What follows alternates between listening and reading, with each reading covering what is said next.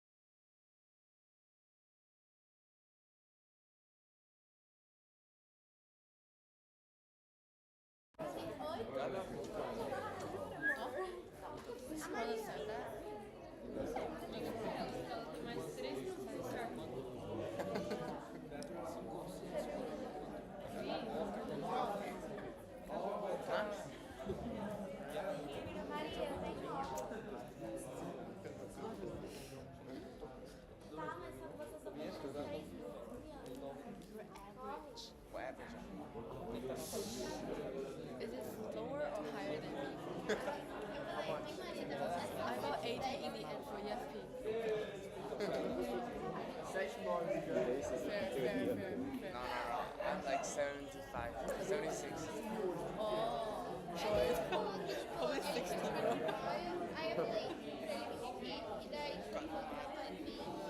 Porque ele vai falar com o advisor dele pra pular o study hall, que é aniversário.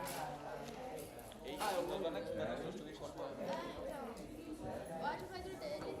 Bro, I Teve can't. dia que, tipo, eu cheguei do. It's so slanted. Why is it? Yeah, it's so slanted. I don't actually know how to fix that.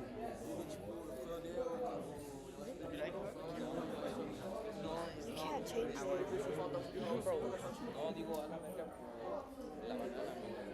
The fact that I can't talk to you about this is the microphone's picking up everything.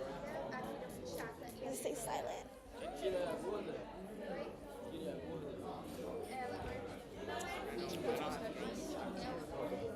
Ela tem cabelo enrolado.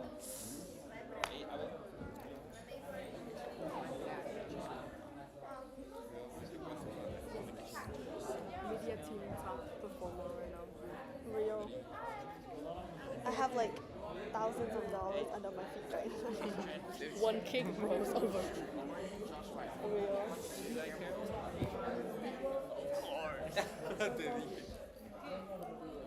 Carro. Claro? Claro.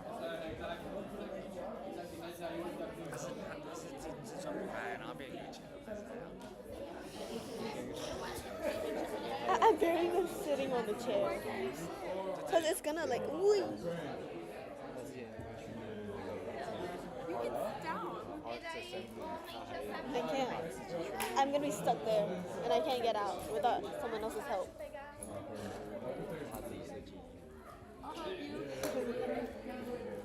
Sam's over there. I know, I can. Oh, look the other way. 坐远点。Eduardo 住的话也。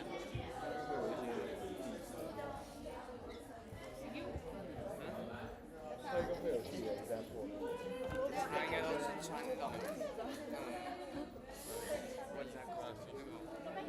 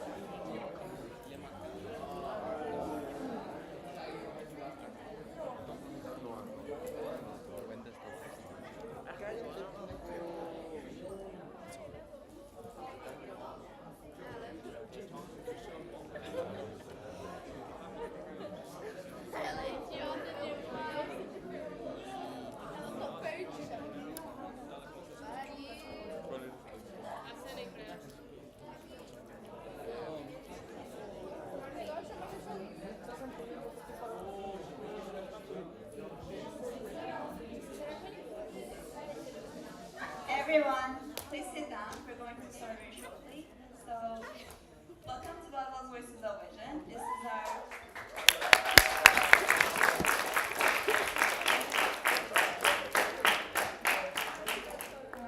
our student-led TED Talk series event, and this is where Bubble students share their interesting ideas, knowledge, and passion. Tonight we'll hear from 4 amazing speakers. First, you'll hear from Gabriella, the mysteries of economics. Why actually is economy class on airplanes so terrible? Next, you'll hear something from our amazing speakers, Jordan and Duda. Interlinked, Thursday diversity creates the fabric of community. And finally, we have one special speaker, Donnie.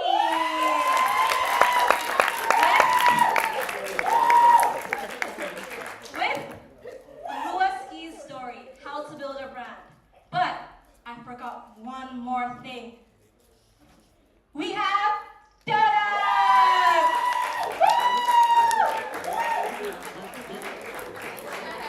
And then we have me.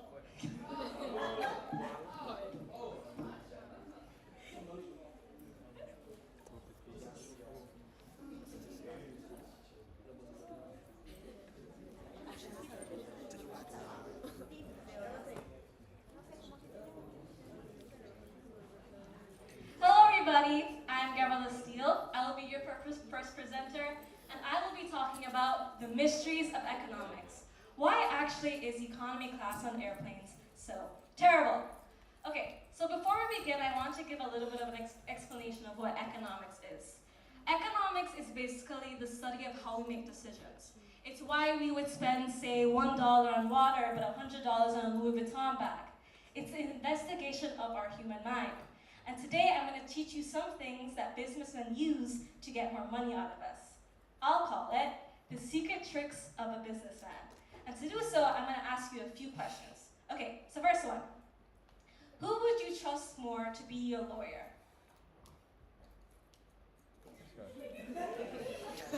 Okay, which one are you guys pointing to? The suit? No. Okay, does anybody want to tell me why you would choose this beautiful guy in that suit? Okay. Well, in my opinion, I would say the person in the suit because he just looks more, he looks professional, he just looks reliable, and he's smiling. He doesn't look shady, and he has a suit. And, bro, you cannot not trust the person with the suit on. Like, you have to trust him, basically. Yeah. Wait, does anybody else want to give their opinion? Do you want to give your opinion? I feel like the person on the left is everything that a lawyer shouldn't be. And the person on the right seems like they know what they're doing. So if I'm going to jail, I want the person on the right to defend me. Okay, so it seems like everyone would choose this guy. Now I'm going to ask you guys a second question. What actually makes a good lawyer? Is it somebody that wears a suit? No. Okay, Jordan, what would actually make a good lawyer? Someone who can make good arguments and someone who can really defend someone. Okay, very, very, very good points, Jordan. And let's also point out that both of you guys did not mention any of that. You guys just saw him in a suit, and you saw him in this beautiful hoodie, and you thought he wouldn't be a good lawyer. What do we call that? We call that the halo effect. This is basically when we see somebody, we use the first thing we see to create an entire image of that person. So for these two guys, you saw this guy in a suit and you thought that he was professional. And so you probably thought he was smart. You probably thought he was good at arguing.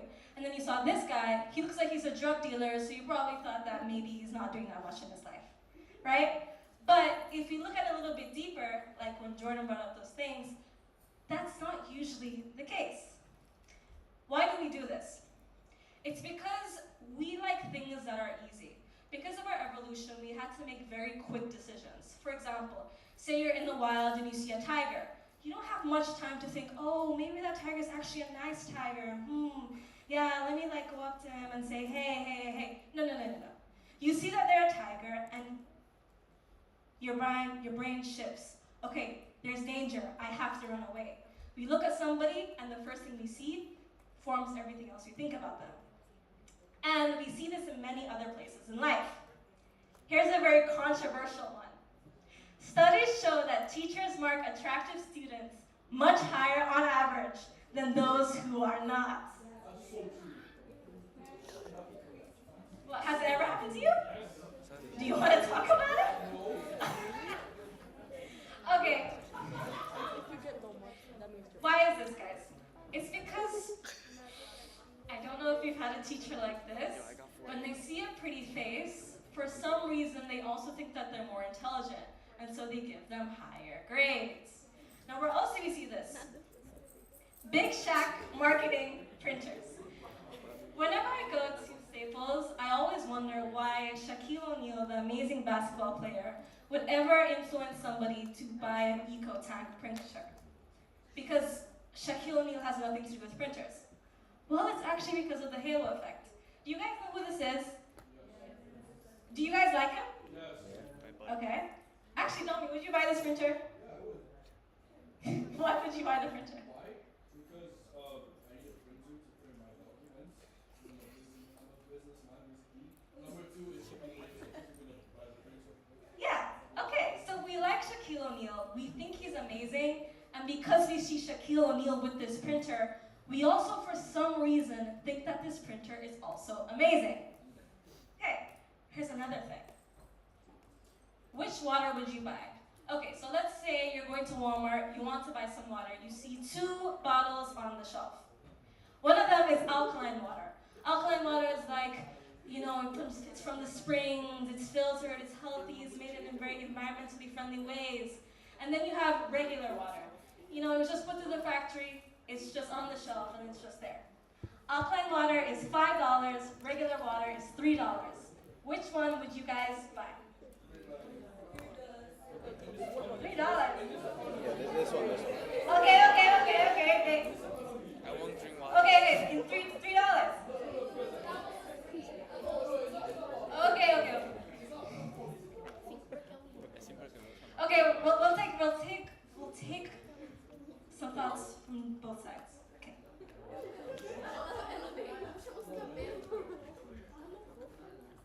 Okay, so I would say the $3, just because that already seems like too much for water, and I cannot be spending that much money just to drink. Like, it's already filtered. Why do I need to, like, do more? And water, half place is free. Like, why am I paying for water? Why am I paying $5 for water when I can go to school and drink water? No, just open the tap and just drink water. Okay. Harsh. But like, you guys are missing the point. The $5 one is aesthetic. Like, look at the other one. It's sprinkled. But no, that one is sprinkled. That one has like little mountain stuff. It's like filtered. It's healthy. Like, I would buy that one because like it gives. Does it give? It does. There's nothing $2 difference, and the one on the left, when you mentioned the qualities. So if I'm going to spend a $2 difference, I'll get a one that I think is healthy or something. Does anybody else have something they want to add? Mr. Prasak, actually, which one would you buy? I agree with whoever said drink from the tap. I think Chris tested some of the best water. No one should buy a water bottle. Okay, very interesting. And I'm happy I asked this because this actually shows this concept very well. I asked you guys this to see your price elasticity, or in some ways, price sensitivity. Okay, so Rogai, you saw this water bottle. I told you it was from the springs, it's so healthy, whatever. And you thought that, oh my God, it's healthy, so what's wrong with $2 more? In truth, Hanifa was right. all water is filtered, and maybe this is just like an extra 25 cents on the cost. But when I told you those things, I got you to pay an extra $2 on it. Why is that? It's because your demand for this good is price inelastic. It means that you're not very sensitive to the price. I will tell you these things and you won't even think about how expensive it is. On the other hand, I asked Alana if she would buy this water. And she said, no, not in this economy, because she's price sensitive. Her demand is price elastic. How expensive that thing is really matters to her. So where else do we see this? Let's go to the airport. Okay, so I know that we're all probably buying flights to go back home, but we've also all, well, maybe not all of us, have been in economy class. And we know they are so terrible, right? I mean, there's no space between the seats. I mean, Air Canada doesn't even give you food. It's generally terrible. And let me tell you why. It's because of price elasticity. So first, every business wants to make the most money possible. And who has money? Guys, it's not people who are buying seats in economy. These people are those who are in first class. So, now let me tell you why they do this. Airlines make economy seats so terrible because they want people in first class to see you guys struggling and think, oh my God, I would never, ever want to go through that. Right, they see you with no food and think, oh my God, terrible. They don't want to experience that. And that makes them less sensitive to the price. So when they see an extra $100 on it, they remember your experience and think, oh no, this is worth that, this is worth that. And they pay much more when the seat is actually not worth that much, right? They are price inelastic. And so they'll spend like millions when they really shouldn't. Thank you guys for listening to my presentation. If you want to learn more things about economics, meet with me some other time. You can use this QR code to sign up and just grow your knowledge. Thank you. Okay. Oh, actually. Technical difficulties. I apologize. Well, actually, in the meantime, I'd like to introduce a Q&A period. This is where you guys can ask me questions about economics or anything that you saw in the presentation. Anybody? Athletics. What's your answer? Spell. I bet you don't know how to spell. So you mentioned the whole thing with the lawyers, right? So you said that when we see them, what we're observing doesn't really have to do with what the lawyer actually is. But isn't it true that whatever people are affects their decisions? So let's say I see someone who's not like putting much effort into their dressing. But when I see that, I can tell that this person might not actually put a lot of effort into their job. So I think for me, that's what makes the decision. So how is that explained in economy? In economy? And economics. Okay. So for a second, I want to ask you a little bit more. Okay. Let's make it a little bit more specific. Say you want to buy a new laptop, right? And you're going to the store and you see many different versions. And there are sales representatives, they can help you out. You know, they can help you gain more knowledge of the different versions. You're saying that you would look for their outfit and not actually talk to them to see their knowledge?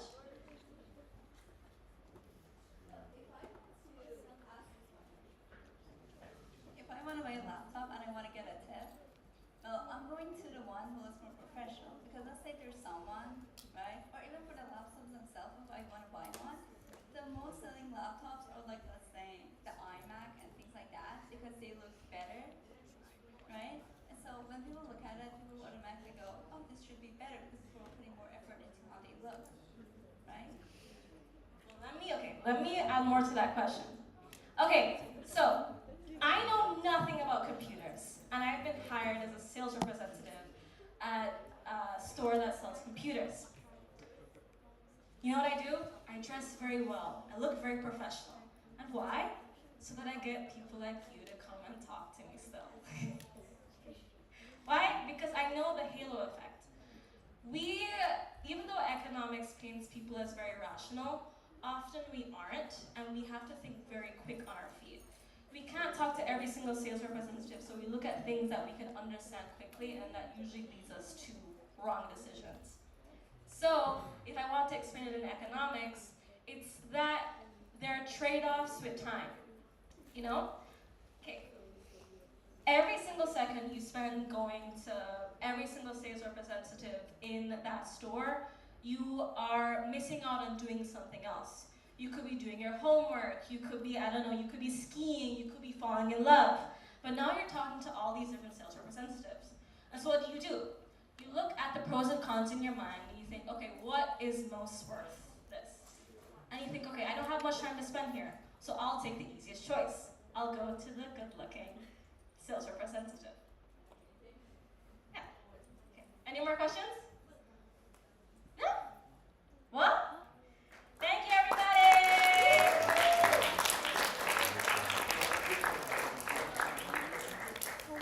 And now, we will be introducing two beautiful speakers we have over here, Jordan and Duda with Interlink.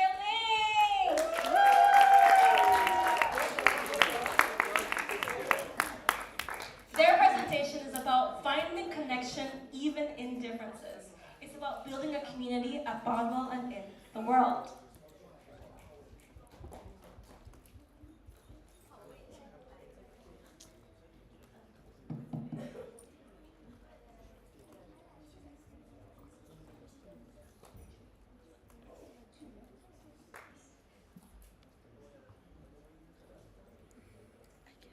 Hey everyone, so I'm Duda and this is Jordan, and before we start, I have a question for you guys. So, do you guys have that friend? And for that friend, it means that person that walks into a room and everybody knows them. And you're like, how? Like, at which point of life do you guys even match? And because you know that friend and because you guys are close, you also are starting to get other people. And then a friend that knows a friend that knows a friend becomes also a friend of yours. And then by the end of the day, you just created this broad connection to yourself. And now I want you all to think of your own friendships and your own connections as the spider web. I want you to think of all of your friendships and how they're connected, because here we have an amazing network. We have a huge network of people that are connected. And this is what we're going to talk today. But first of all, we have a question. Now, imagine this. Imagine seeing so many different cultures and so many different worlds, all through different lenses. I have a story for you all to start. So, one day, my friend Hanifa came to us and she was like, guys, we're gonna have an event at my mom's house and I really want y'all to come. And we're like, okay, yeah, let's sure. But at second thought, I started getting really afraid of it. Because we come from different backgrounds. We come from two different total cultural regions. So I was really afraid of messing up. I was really afraid of saying something and her parents wouldn't like me, or that I would totally mess it up something. And I was just overall very afraid. But when we got there, it was just so fun. We sat down, we talked, and we had a lovely dinner. And they tell us about stories from their past and how was their country, and it was just a very interesting activity. And it's something that it made me closer to other things. And as we were there and we were eating these different foods that I can't even pronounce it just felt like I was stepping further into someone else's world. But because I'm stepping into someone's world doesn't mean that I'm leaving mine behind. So when I first came here to Canada, I was 14. And I was really afraid of going out of my comfort zone. I was really afraid of speaking to people who were from the same background as me. Because once I left Brazil, I was leaving my family, my friends, and everything I knew. And so, when I came here, I was just not at my home. Canada was not the place that I knew. I was in a totally different place. And it was scary to come to a place where you don't speak, where people doesn't speak the same language as you, that there is no one who can understand your jokes. And so I started talking with the Brazilians here in the school. They were my first people here in Baldo. Well, a lot of you guys might know them or not, but it was nice to be with someone from your community. They speak the same language as you, they understand what you're saying, and it's a home away from home. But then, I also started realizing of how I was limiting myself. Not only on relating, Jesus Christ, English is very hard, let me tell you.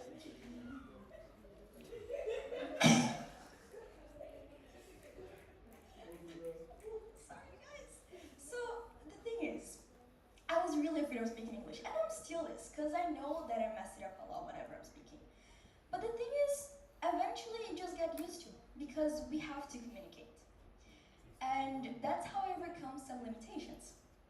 I reach out to others, I took part in activities. So, if you guys walk around to the school, you might see me in the leaderboard. And that's because I really like volunteering. It's the moment in the week that I have that I talk from not my community, which is most of the time. But still, it's still that moment that I'm talking, reaching out to others. And you'll see that you will expand what you have. You'll expand your own network. And by the end of the day, this is what we'll have.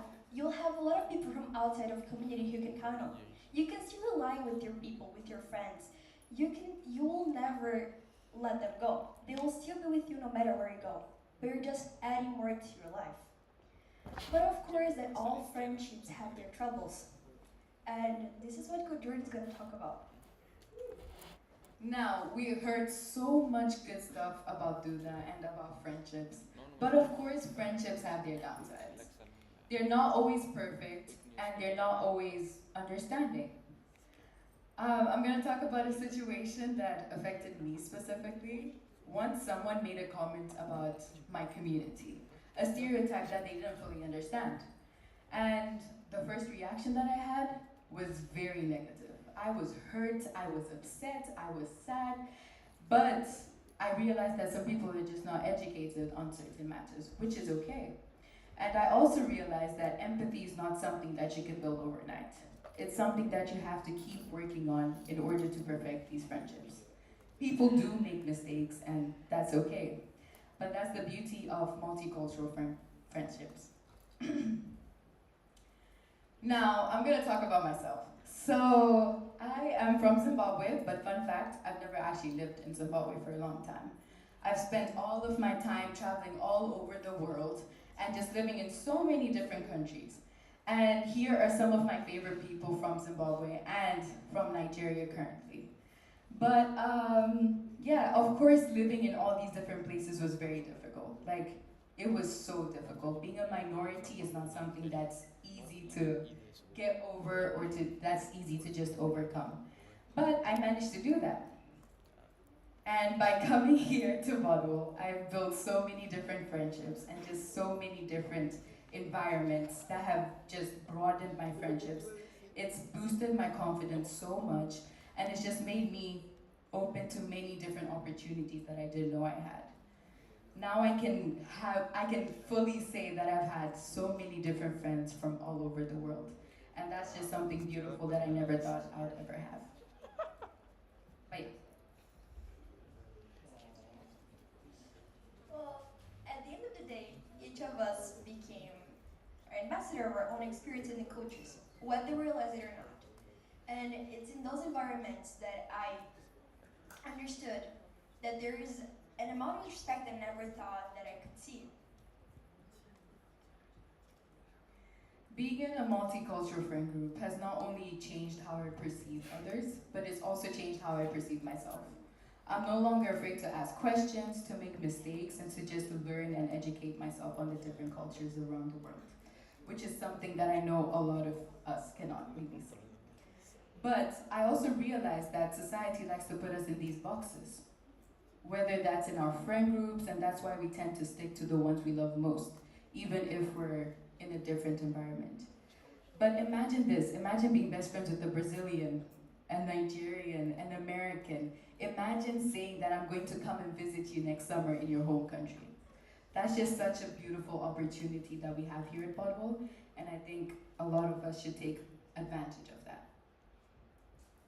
In a world that often highlight our differences, let's be the ones to make change.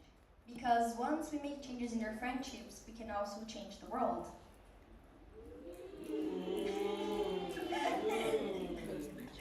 And now, I have a challenge for you guys. So, turn to someone besides you, who's not your friend, who doesn't speak the same language as you, and who doesn't come from the same ethnic background, and start a conversation. Ask, what's their name? Where they come from? What's their favorite color? What's their favorite movie? Oh, my name is Jim. What's yours? Bobby. Oh, okay. What language do you what? Icelandic. Oh, okay. You do you what? I speak business. Give me your money. Like, What's somebody is so I can wait for donuts. Oh, I love watching Sam and him run around and take photos of it every single time. Angle unit bar.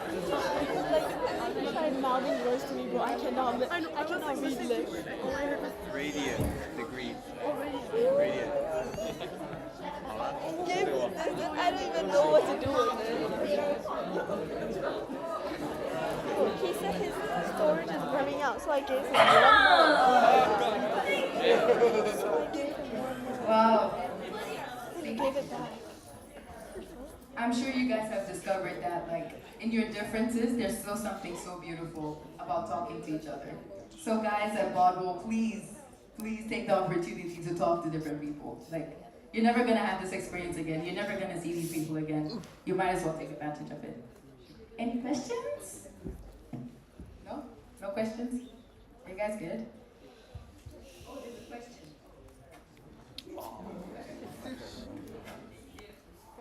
So I had a question for Duda.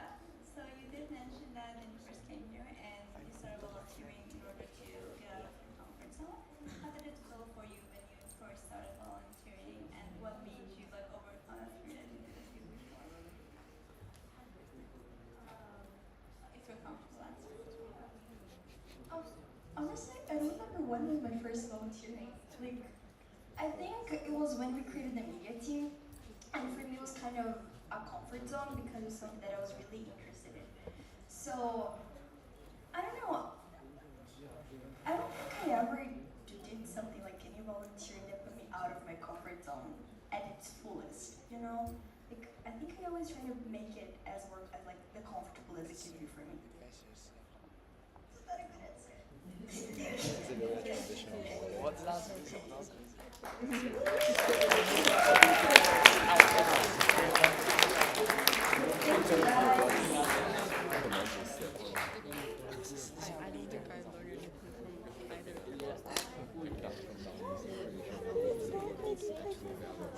Thank you so much, guys.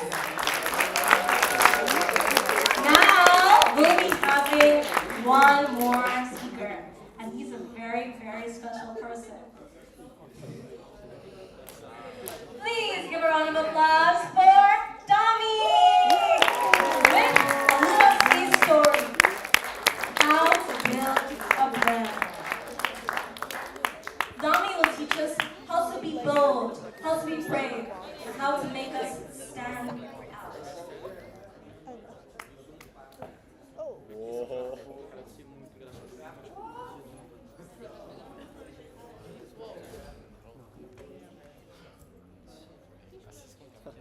Hi.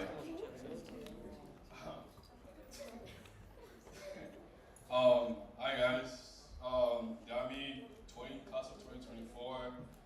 Been here since 2021 actually, and I just love the Boulder community, so it was a good opportunity to come back and talk about my art style and how to build a brand and just how to be unique. So this is the Oski story, and the question is, do they really know? No. You guys want to know? Okay. So now, let me give you the context basically. So I'm gonna talk about 4 things basically, about my brand, my progress, how to be a brand, how to build a brand and be unique, and I'm gonna give you a sneak peek of an upcoming collection I'm gonna do in 2025.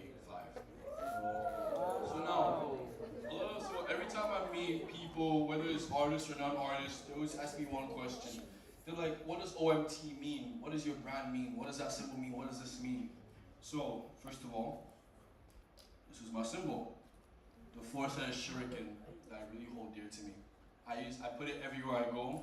I tag it everywhere I go. Put it on lockers, walls, garbage trucks, sometimes even on school property. I used to put this on school property a long time ago, but don't do that. That's not, you're gonna get in trouble.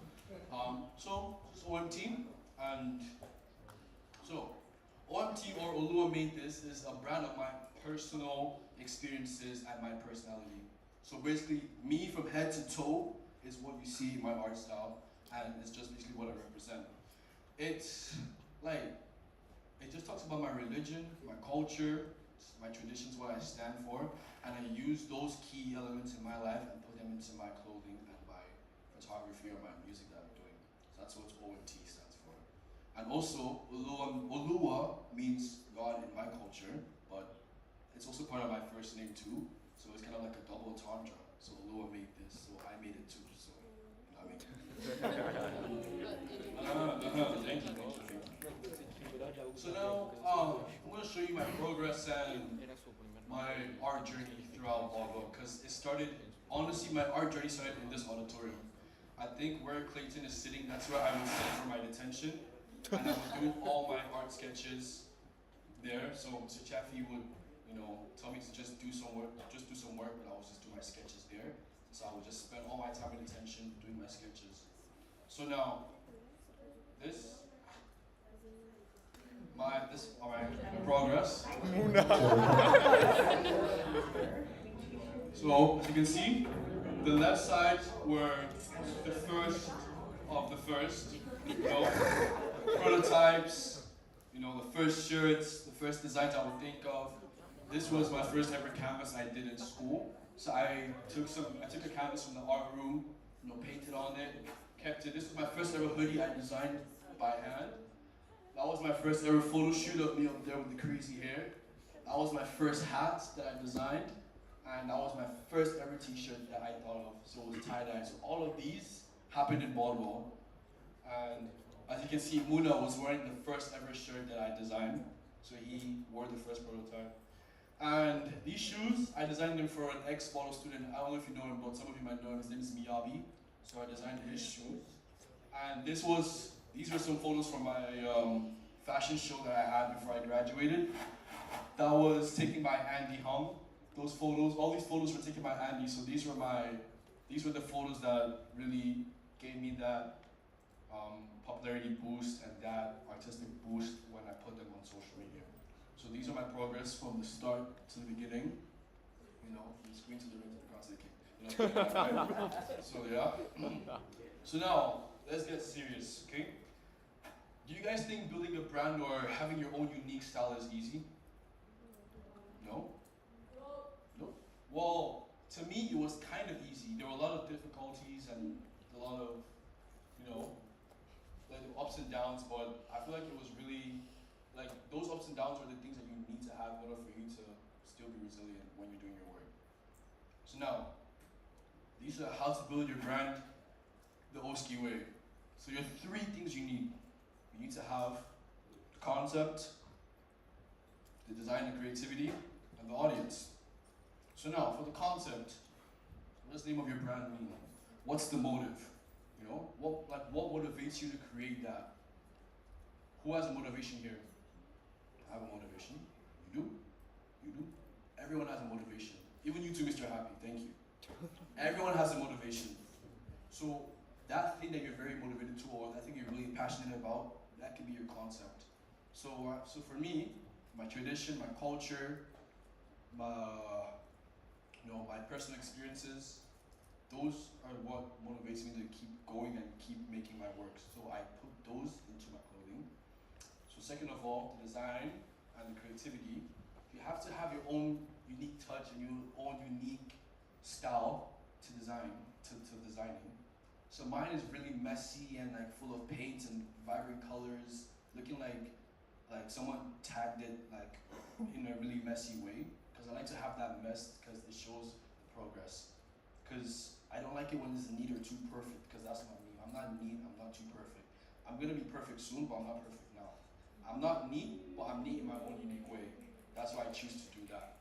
So the messiness and the tidiness is on purpose. That's why I have my own distinct view and my own taste in my designing.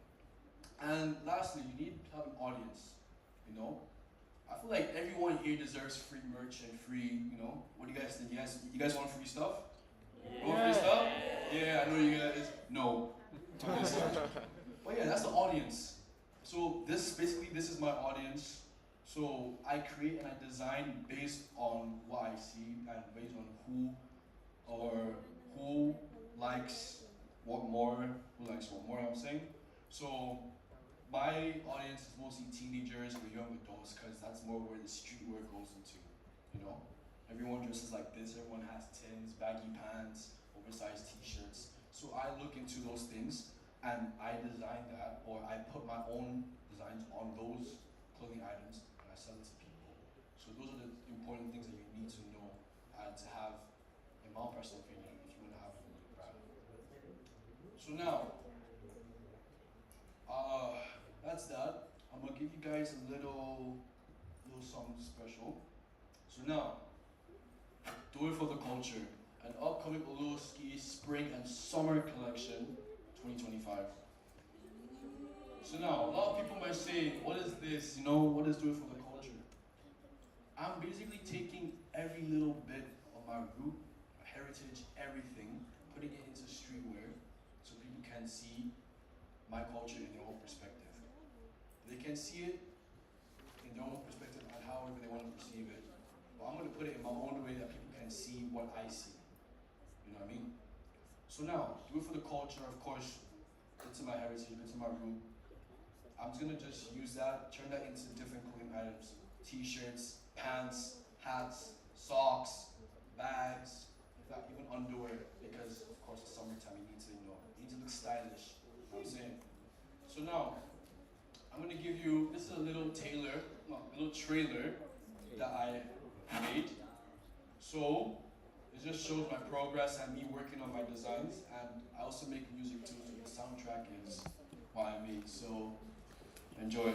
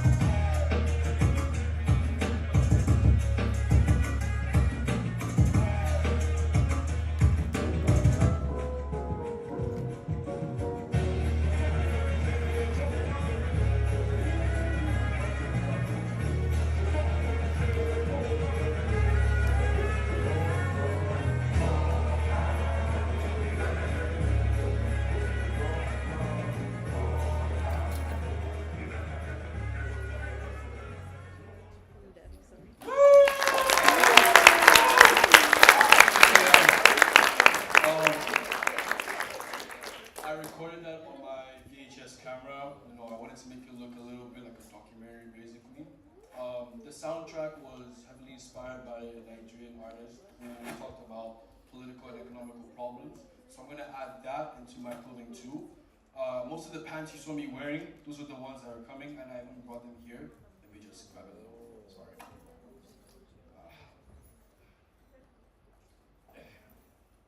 So, I have these pants. I call them the peacock pants because, of course, it has rhinestones on them. Of course, you know, a little shiny, shiny. Nice faces, shiny, shiny. This here. And then I have the OMT pants too. So these fabrics are called Ankara. So they are you know, cultural clothing. So I'm trying to turn that into streetwear too, so everyone can wear. You know what I mean? So you can feel confident, you can feel comfortable when you're wearing this. This one is my favorite. It's called the peacock pants because when you feel it, or when you wear it, you feel like you feel confident. You know? So yeah, that's a little bit of what I'm working on now. So it's still in the works. And then this, of course, the pants, canvases, jackets, t-shirts. You know, bro, come on. Like, look at this, bro. Like, of course, I would buy it if I were you. I have a Nigeria polo too. That was one of a kind. Of course, same fabric, puffer jacket, canvas. This is a t-shirt that sold out last summer. So last summer, I might probably bring this back again, you know, so everyone can have a little bit of it. But this was the one that I had like a lot of like good feedback on it. And yeah, that's what I'm working on. That's how to be a designer, how to be a brand owner, how to be an artist. That's the thing. There's only one thing you need to remember. It doesn't matter if your work is not quote unquote good. Just you doing it in your own way is what makes you stand out. Don't listen to what anyone says. Don't take any criticism because they just don't want to see you win. I've heard like a lot of criticism my entire life, but I don't care. See, that's criticism. I don't care. See, it's trying to stop me, but I don't care. Like, you know what I mean? So you need to just have confidence in yourself. You need to present yourself. You know, you need to feel like a big person. You know, muscle up. So yeah, that's that. And for any inquiries, if you want to see more of my art. Hello everyone. Spirit West, come to the conference room in 5 minutes for our life skill and hall event. Spirit West, conference room in 5 minutes. Thank you. Thank you. So I was saying for inquiries, that's my Instagram, you can see more of it. If you want to call me, don't call me. But if you want to call me for any designs or anything, or send me a message, that's my number. And if you want my email to email me like anything, that's that. So I'm looking for models, photographers, people who want to make websites, people who want to make music, anything you want to do artistically or creatively, you know, send me a message. I'm always gonna respond to you no matter what. And yeah, everything I have right now is on sale. So if you want to like make inquiries, just come talk to me or go to my Instagram. And that is all. Thank you very much for having me.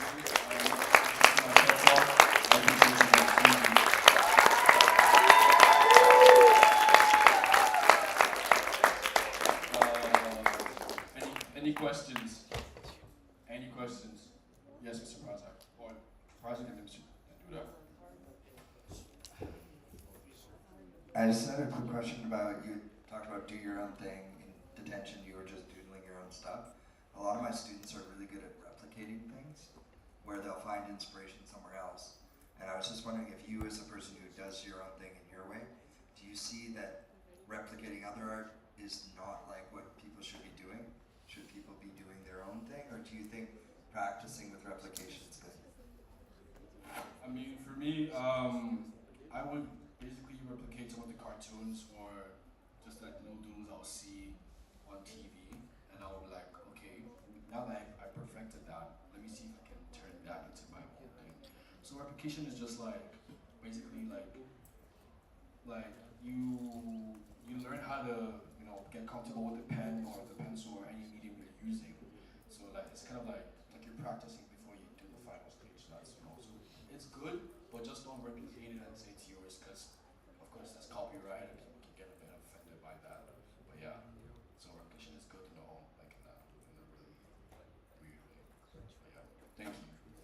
Duda. So on the video that you made, the letters DITC were emphasized. So I'm wondering if there is like a meaning behind it, or it's just because it was the first letter of the do for the culture. Yeah, it's literally because this is because of the first letter. That was literally because it is the first letter. I just like to just emphasize, the letters I like my work, because why not? You know what I mean? You have to just do it, because if you don't do it, then you won't do it. So you just gotta just do it. You know what I mean? You gotta do it. Any questions from the back? Okay, you know what? If you answer a question or if you ask a question, I will give you a free thing or I'll give you a discount. Anyone from the back? No, from the back. Free? No. I'll give you free items. Free items. I'm seeing questions up there. I'm coming. Yeah, well, I'm coming over there. How much is it? Yeah, you said, who was it? You? Yeah, you. What's the question? See. What inspired you to do your What inspired me was basically my brother inspired me to keep doing my work and keep making my work. So I copied him basically most of his life. So he inspired me. I'm gonna say Mr. Chaffee inspired me too, because honestly, if I didn't go into detention, I wouldn't be doing my art properly. And I'll say my mom too, because she kept on pushing me to keep making my art. Yeah. Any other questions? If all of you answer questions, I'll give you 3 items. Yeah. You know. Do you feel that your culture is being spread with your clothing and etc.? If your culture is being spread probably with your clothes and etc. If people are learning about your country. Yeah, they are. I'm just trying to find different ways to spread a message and make my message clearer than it actually is. So I'm basically teaching people about my culture. I'm teaching people about my culture, but just in different ways. So it's in canvases, t-shirts, anything, but each piece has a different meaning and a different story to it. So it's I'm just giving a history lesson basically. So yeah. I think I have one more question or 2 questions. Well, you can ask me after the show. I'm still here. So yeah, thank you for everything. Thank you.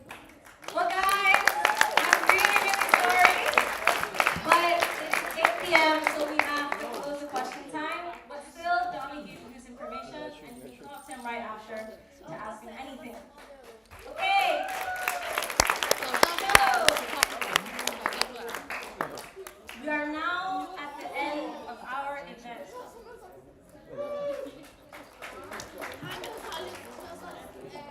But guys, before you go, I want to say thank you. And if you want to do your own TED Talk, if you want to advertise yourself like Dami, if you want to start your own club, if you want to be cool like Duda and Jordan, talk about anything you like, sign up too. And better than that, also tell us your thoughts about the TED Talk here. Here are the 2 QR codes. Once again, thank you. And guess what? It's now your favorite part. You can now get Dota.